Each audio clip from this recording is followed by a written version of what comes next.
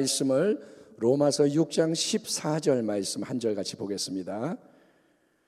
여러분은 지금 느끼실 거예요.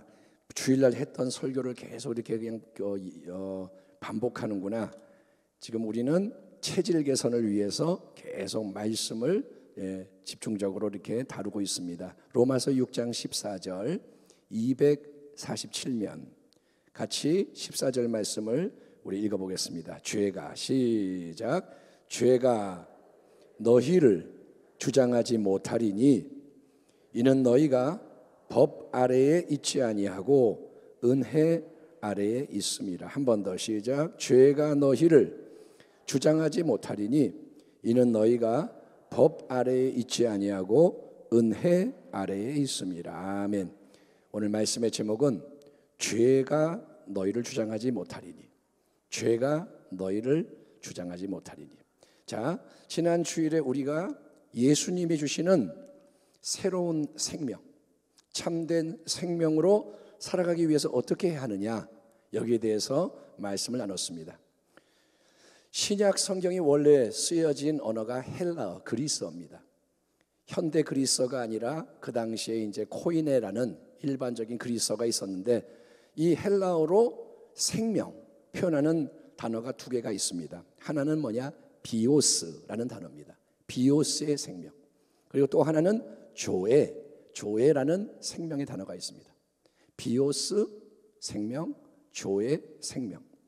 비오스 생명은 모든 사람이나 동물, 식물이 가지고 있는 생명인 거예요. 눈에 보이는 육체적인 생명. 개가 있어요? 개가 멍멍멍 살아있잖아요. 고양이가 야옹 지나가잖아요. 사람이 살아있어요. 그래서 예수 안 믿는 세상 사람도 건강하게 열심히 살 수 있습니다. 그것은 태어나면서부터 주어지는 비오스의 생명인 거예요. 하지만 조에의 생명은 오직 여러분 하나님 안에 있는 영원한 참된 생명입니다. 그 조의 영원한 생명이 바로 예수님이 우리에게 선물로 주시는 새로운 생명, 참된 생명이라는 거예요. 아멘. 예수를 믿기 전과 후가 뭐가 다르냐? 조의 생명이 없다가 조의 생명, 새 생명이 들어온 거예요. 여러분, 로마서 6장 4절 우리가 암송한 이번 주의 말씀, 그러므로 우리가 그의 예수님의 죽으심과 합하여 침례를 받음으로 그와 함께 장사되었나니 이는 아버지의 영광으로 말미암아 그리스도를 죽은 자 가운데서 살리심과 같이 우리로 또한 새 생명 안에서 가운데서 행하게 하려 함이라. 한번 따라합니다. 우리로 새 생명 가운데서 행하게 하려 함이라. 우리로 그냥 사는 게 아니라 새 생명 가운데서 행하게 하려 합니다. 우리가 예수님이 주시는 영원한 참된 생명, 새로운 생명, 그 속에서 행하기 위해서는 두 가지를 말했습니다. 두 가지 원리. 첫째, 우리의 새로운 정체성, 복음적인 성경적인 정체성을 계속 주장을 해야 되고, 나는 누구냐? 예수님 안에 있다. 두 번째는 죄의 충동에 저항하고 말씀의 감동에 순종을 해야 한다. 사도 바울이 말씀했습니다. 그리고 이 모든 쭉 설명되는 말씀의 결론과 같은 14절의 놀라운 본문 선언이 뭐냐? 이제부터는 죄가 너희를 주장하지 못한다는 거예요. 죄가 너희를, 저와 여러분을 주장하지 못하리니 이는 너희가 법 아래에 있지 아니하고 은혜 아래에 있습니다. 아멘. 따라합니다. 죄가 너희를 주장하지 못하리니. 죄가 너희를 주장하지 못한다. 이 말씀은 여러분, 죄의 힘, 죄의 작용이 우리에게서 사라져서 아무 충동도 안 느끼고 자극이 없다는 말이 아닙니다. 죄가 싹 사라졌어요.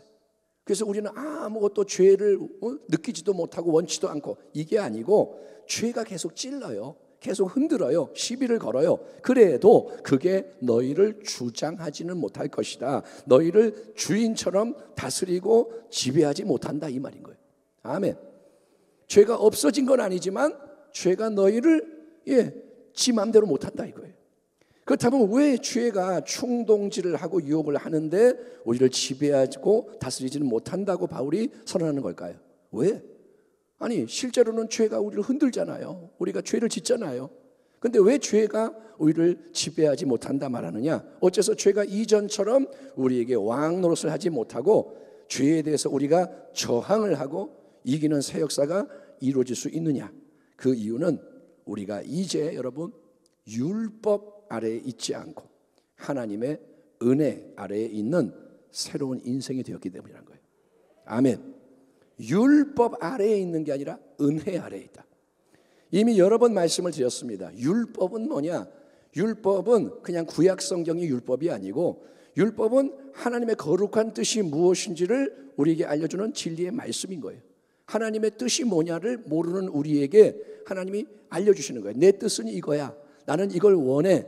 너희는 이렇게 살아야 돼. 하나님이 하시는 말씀. 그래서 율법 자체는 죄와 아무 상관이 없는 의로운 말씀, 선한 말씀, 거룩한 말씀인 거예요. 자꾸 율법을 나쁘게 얘기하니까 율법이 안 좋은 걸로 아는 사람이 있는데 율법은 하나님의 말씀이에요. 절대적으로 옳은 말씀이에요. 근데 로마서 7장에서 사도 바울이 뭐라고 말하냐면 이런 말을 합니다. 로마서 7장 7절 이하를 보면 그런즉 우리가 무슨 말을 하리요? 율법이 죄냐? 그럴 수 없느니라. 율법으로 말미암지 않고는 내가 죄를 알지 못하였으니 곧 율법이 탐내지 말라 하지 아니하였더라면 내가 탐심을 알지 못하였으리라.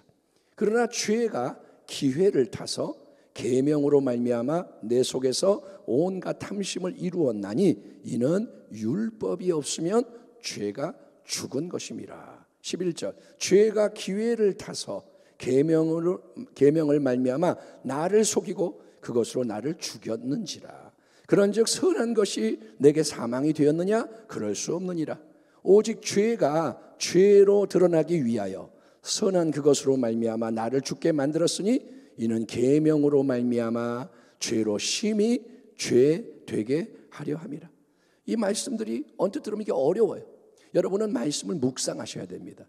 그냥 읽기만 해서는 이해를 못해요. 기도하며 묵상을 해야 되는데 바울이 뭐라 하냐면 율법은 하나님의 거룩한 뜻을 알려주는 선하고 좋은 말씀이 맞다 이렇게 하는 거예요. 율법은 선하다. 율법은 죄가 아니다. 하지만 여러분 율법의 문제와 한계는 그것이 뭔가를 해라 하지 마라 지시를 해줄 때 하나님의 뜻이 이거야 이렇게 살아라 이렇게 살지 마라 할 때 오히려 여러분 죄의 힘이 역사해서 하지 말라는 거를 하고 싶게 만들고 해야 하라는 건 하기 싫게 만드는 이상한 자극이 크게 일어난다는 거예요. 하나님 말씀이 우리에게 다가와서 이게 하나님의 뜻이야 이렇게 살아 이렇게 해 하지 마 할 때 죄라는 게 역사를 해서 하나님이 하라는 건 하기가 싫고 하지 말라는 건 하고 싶고 이렇게 된다는 거예요.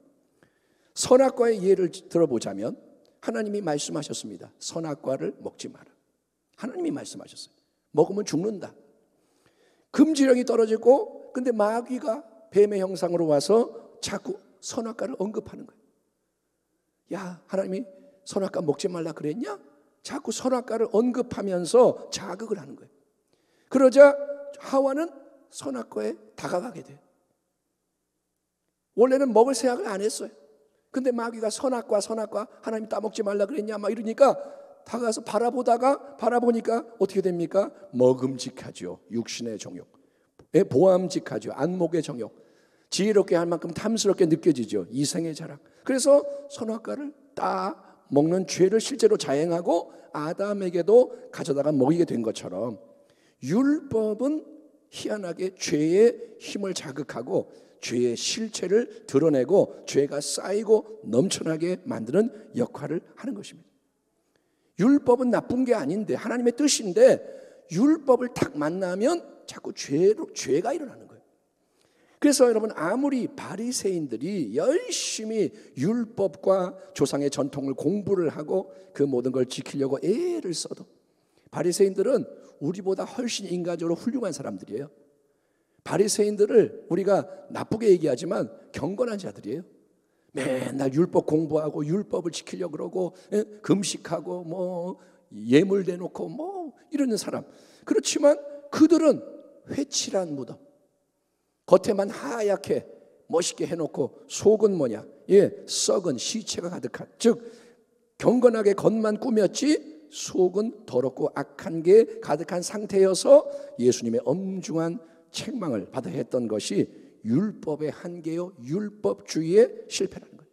한번 따라하겠습니다. 율법은 죄를 깨닫게 하고 드러낼 뿐 거룩하게 만들지 못한다.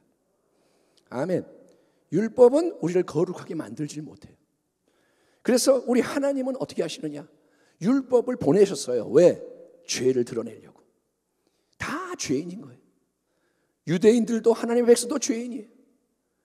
아브라함의 자손이야, 우리는 선민이야, 우리는 율법을 지켜 했지만 율법을 만나면 다 죄인인 거예요. 그래서 하나님은 이제 어떻게 하느냐? 이제는 율법이 아니라 여러분 복음을 우리에게 주시는 거예요. 아멘.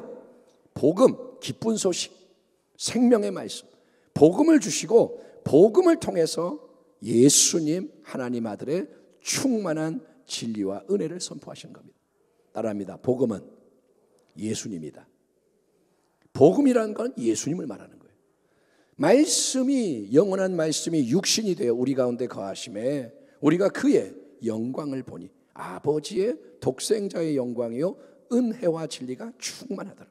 우리가 다 그의 충만한 데서 받으니 은혜 위에 은혜로라. 율법은 모세로 말미암아 주어진 것이요 은혜와 진리는 예수 그리스도로 말미암아 온 것이니라. 아멘. 은혜와 진리는 예수님으로부터 오는 거예요. 율법은 하나님의 거룩한 뜻을 제시합니다. 율법은 거울이에요. 거울. 그 모든 율법의 말씀, 이렇게 해라, 이렇게 하지 마라, 안식일을 지켜라, 이렇게 해라. 여러분 수많은 명령과 금령 앞에 딱 설 때 우리에게서는 계속해서 우리가 행한 죄가 드러나게 되는 거예요. 해라, 안 했네, 죄 졌네. 하지 마라, 했네, 죄 졌네. 죄가 자꾸 드러나요. 그리고 죄의 충동, 자극이 새롭게 자극이 돼. 하지 마, 그러니까 하고 싶은 거예요. 선악과 따먹지 마, 따먹게 되는 거예요. 죄의 충동, 자극이 일어나고 속에서부터 자꾸 이 죄의 역사가 일어나는데 그거를 여러분 대항하고 이길 수 있는 힘이 우리 자신에게는 없기에 죄가 넘쳐나게 되는 거예요. 죄를 짓지 말아야지. 근데 죄를 져요. 끌려가는 거예요. 여러분 무서운 검사 앞에 딱 가서 조사를 받게 됩니다. 검사가 당신 와 조사받아 왔어요. 그러면 검사하고 얘기하면서 이것도 잘못했네. 이것도 잘못했네. 당신 이렇게 말해. 또 자꾸 감당할 수 없는 정죄를 당하고 그 결과 심판을 받아 멸망하게 되는 게 뭐냐? 율법 아래에 있는 모든 인생의 운명. 여러분 목사님은 죄인이 아닌가요? 목사님도 율법 하에서만 죄밖에 없어요. 내가 모태신앙이라도 죄덩어리고 율법에 서면 검사같이 이거 잘못 저거 잘못 다 지적하니까 우리는 변명할 수 없어요. 다 죄인인 거예요. 그렇지만 이제 하나님은 어떻게 하느냐? 우리를 살리려고 예수님을 이 땅에 보내신 거예요. 여러분은 예수님을 사랑하는 자 되기 바랍니다. 예수밖에 없어요. 예수 그리스도 영원한 말씀을 자기의 아들을 사랑하는 자를 이 땅에 보내셔서 완전한 순종의 삶으로 율법을 그분이 다 이루시는 거예요. 죄가 없는 예수님. 아멘. 아담의 후손이 아닌 예수님. 새로운 아담이 되시는 예수님. 그분이 33년 생애 동안에 모든 아버지의 뜻을 삶으로 이루시고 십자가의 대속으로 죄의 모든 형벌을 담당하세요. 이 땅을 오염시키는 모든 죄의 형벌을 그분이 짊어지시고 그리고 사망 권세 깨뜨리고 부활하셔서 영원히 죄와 저주와 질병과 사망 지옥 마귀에 대해 승리하심을 확증하신 우리 예수님. 여러분 오직 한 번 그 예수님, 딴 건 필요 없어요. 당신의 어떠함이 아니라 예수님을 우리가 진정으로 영접하고 주님으로 믿기만 하면 정말 예수님 나의 주님이십니다. 예수님 나의 의로움이 되십니다. 그렇게만 하면 하나님은 우리에게 풍성한 은혜, 넘치는 은혜를 허락하심으로 모든 것을 새롭게 온전케 하시는 걸 믿으시면 아멘하기 바랍니다. 그래서 예수님이 중요한 거예요. 예수를 믿기만 하면 돼요. 아멘. 여러분 일을 해야 되는 게 아니라 예수를 믿어야 돼요. 마르다가 되면 안 되고 마리아처럼 믿어야 되는 거예요. 은혜를 통해 이루어지는 중요한 일이 뭘까요? 우리는 은혜 아래에 있다. 따라합니다. 은혜 아래에 있다. 우리는 지금 은혜 아래에 있는 거예요. 아멘. 율법 아래 눌려 있는 게 아니라 은혜 아래에 있다. 그러면 은혜가 하는 일이 뭐냐? 그것은 첫째, 예수님 안에서, 예수님 때문에 우리가 지은 모든 더러운 죄를 깨끗이 씻어주시고 용서해 주시는 복된 역사가 일어난다는 거예요. 예, 만일 우리가 우리 죄를 자백하면 그는 미쁘시고 의로우사 우리 죄를 사하시며 우리를 모든 불의에서 깨끗하게 하실 것이요. 아멘. 그가 빛 가운데 계신 것 같이 우리도 빛 가운데 행하면 우리가 서로 사귐이 있고 그 아들 예수의 피가 우리를 모든 죄에서 깨끗하게 하실 것이요. 예수님의 보혈, 정말로 가장 귀한 보배로운 피, 그 어떤 죄도 깨끗이 씻어 정결케 하는 능력임을 믿으시기 바랍니다. 여러분, 금은 보화, 부귀, 영화 모든 것 다 유한하고 헛된 거고 진짜 보배는 예수의 피예요. 당신을 살리는 게 예수의 피예요. 그러니 수시로 그 귀한 보혈의 능력을 주장하는 우리 모두가 되기를 축원합니다. 입에서 자꾸 예수의 보혈을 찬송합니다. 아멘. 나를 깨끗게 하는 건 예수의 피밖에 없어요. 여러분, 세상의 걸 집어넣으면 안 돼요. 야, 네가 전도 많이 하면 하나님이 그거 인정해 주시고, 그런 게 아니에요. 나의 행위가 아니에요. 내가 기도를 좀 많이 하면 하나님이 이뻐하시고 기도를 안 하면 미워하시고 이런 게 아니고 예수를 믿는 믿음이 우리를 구원한다는 거예요. 그러니까 예수의 피밖에 없어요. 예, 보혈을 자꾸 주장하는 거예요. 죄를 지었으면 최대한 즉시 자백해야 돼요. 내가 누구하고 말다툼을 했어. 그러면 그걸 가지고 있지 말고, 예? 그걸 가지고 있지 말고 자백을 하는 거예요. 하나님 앞에, 하나님 내가 잘못했습니다. 내가 못 참았습니다. 내가 안 할 말을 했습니다. 내가 안 할 짓을 했습니다. 부끄럽습니다. 자백하고 보혈로 씻어야 되는 거예요. 보혈을 사용하십시오.